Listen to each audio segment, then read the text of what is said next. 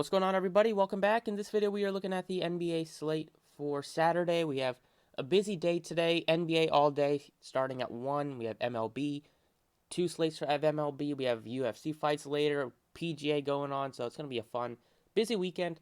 Let's go ahead and get into it, talk about this 4-game slate starting in a few hours. I'm not 100% if you can tell by my voice, but I wanted to definitely make a video for this because I know a lot of people are going to be playing, and I'm excited for this playoff slate. Got the Sixers. My Sixers playing. We'll see if they can outlast a pretty tough Toronto team. Let's go ahead and talk about it. As always, hit the like button if you enjoy the videos. Subscribe if you haven't already. And check out all the socials down below. And let's go ahead and get started with the point guard picks.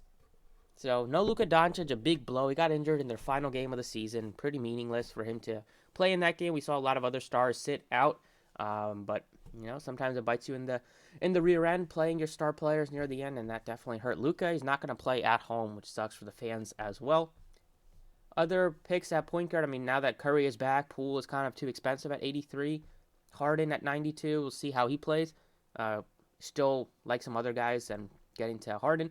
You have John Morant, almost 10K, but he's definitely deserving of that price tag. He's going to get the Pat Bev treatment, although John Morant can take the better of Patrick Beverley. We know Beverley sometimes will get into people's heads, sometimes will get into his own head and get himself ejected. But the first guy I got to plug in here has to be Spencer Dinwiddie. He's only $6,300. They priced up Jalen Brunson up to $72. So if I had to pick between one, I'd rather go down to Dinwiddie, allow me to get the guy that should be jumping into the starting lineup. In place of Luka, we've seen him do that many times this year when Luka was battling injury. In those games, he was playing north of 33, 34, 35 minutes. Should get up to like 36, 37 in this type of playoff game. So a lot to like with Dinwiddie at only $6,300. Other options would be Jordan Clarkson, Conley, Beverly. I probably like them in the order of Clarkson, then Conley, then Beverly. I don't have much interest in really anybody else. Morris maybe at 49, but he could lose some minutes to Bones Highland depending on how well he's playing.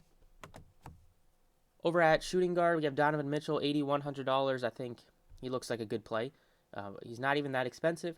I probably like him more than Klay Thompson. Van Fleet is also a very solid play. We know Nick Nurse loves to run tight rotations all season. He was doing that in the playoffs. It should be even tighter for this Raptors team.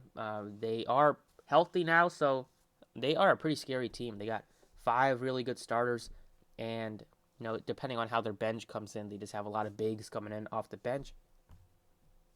Desmond Bain, 71. His price tag has come up. Well, it's not been. It's just has increased from the time that John Morant's been out. So I'm not too interested at that price tag. I'd rather go down to his teammate and Dylan Brooks at only 62. He should play, good minutes in a close game here if it does stay close, and a lot cheaper than Desmond Bain. We know he takes on a lot of usage. But the guy that I like a lot is OG Anunoby at $5,500. He is probably going to be on James Harden defensively, or they maybe have Gary Trent on James Harden, but he's going to be out there for defensive purposes, hitting some threes, getting you some rebounds, stuff like that. He is we see him put up some good fantasy games all season. He has been having one of his best seasons of his career. This year continues to improve his play, and typically does play well against the Sixers. So a lot to like with a pretty discounted Anunoby today. Other options would be maybe Beasley, a guy that could get hot off the bench. I like Clarkson a little bit at 55. And that's kind of it. I don't see anybody in the 3K range really getting my attention. Over at small forward, Scottie Barnes looks a lot better on FanDuel when we get to his price tag. On DraftKings, I'd rather get to OG. I'd rather get to Gary Trent. I'd rather get to Siakam and Van Fleet. So he's probably my 5th favorite Raptor on DraftKings. The guy that I got to go ahead and plug in will be a value pick here at this position. We'll get to him as we scroll down. But 4K range and 5K range, yeah, Finney Smith should get some more opportunities without Luka today, like the whole team. Bullock will get some more minutes and more threes. But I'm going with Danny Green, going up against his former team in Toronto. Played with them when they won the championship a few years ago. And the price tag on Green is pretty nice. We saw him play a lot of minutes recently in the games that Matisse Thybulle wasn't able to play. He wasn't able to play in Toronto, and then they continued to start Danny Green the following game. against the Pacers, and he did play well in both games. He's going to be a guy that can hit some threes for the team, get you some peripheral stats, and he does a lot more offensively than what Thibault does. Thibault is 100% defense, 0% offense. So they're basically playing 5-on-4 when Thibault is out there on the floor on the offensive end. So that's why they've been starting Danny Green recently. He should start today, and it gives them more of a offensive punch, and still is a decent defender, although he is getting older. But 37 for a guy that does give you close to 10x upside, I think that makes for a great value pick on the slate. Moving over to power forward, I absolutely love Pascal Siakam today. He should play huge minutes. He has destroyed the Sixers this year. He's averaging 30 points against them, averaging 57 fantasy points in 3 meetings. A lot of that did come in the most recent game where he put up 75, but still doing the math, it's still well over like 26, 27 points per game during that stretch. Still well over 40 plus fantasy points in the other 2 meetings against the Sixers to average that 57. So, real like Siakam. He's going to be looking at 40 to 42, 43 minutes today. Has been just dominating the rebounds. They've been starting him at center, and it's not fun to play anybody against Embiid, but the Sixers will the Raptors are going to be looking to double and triple team Embiid whenever he touches the ball, so it's not like Siakam is in grave danger to get a lot of foul trouble because they will try to just get the ball out of Embiid's hand. But Siakam has got to be my favorite power forward. Other options would be like maybe Jaren Jackson, maybe like Draymond a little bit at 61. And then for value-wise, we have a couple with Thad Young against his former team, $3,600.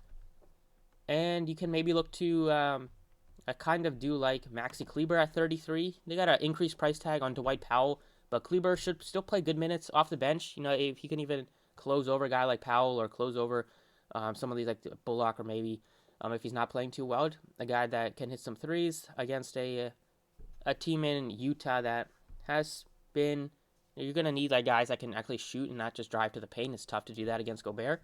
So Kleber can get hot off the bench, $3,300 looks like a great value pick. Over at center, looking up for the big dog, Jokic and Embiid, $200 difference between the two. Both are good options, but I got to go with Jokic, who just continues to put up 70 fantasy point games to close out the regular season. He stole the MVP away from Embiid with his awesome play in the second half. Embiid was a clear front runner for most of the season, and then Jokic came in the last month, dropped like 30s every single night. Hasn't dropped below, like, last time he dropped under 35 real life points was, almost 3 weeks ago against Charlotte. Otherwise, he continues to put up big games, tons of rebounds, assisting. You see a lot of blocks and steals from him as well, taking on a ton of shots. So, and this playoff run, at least it looks like they're not going to have Porter or Jamal Murray, at least for the first round, maybe going forward, if they are able to advance. But Jokic, 10-6, getting a big discount on his price tag.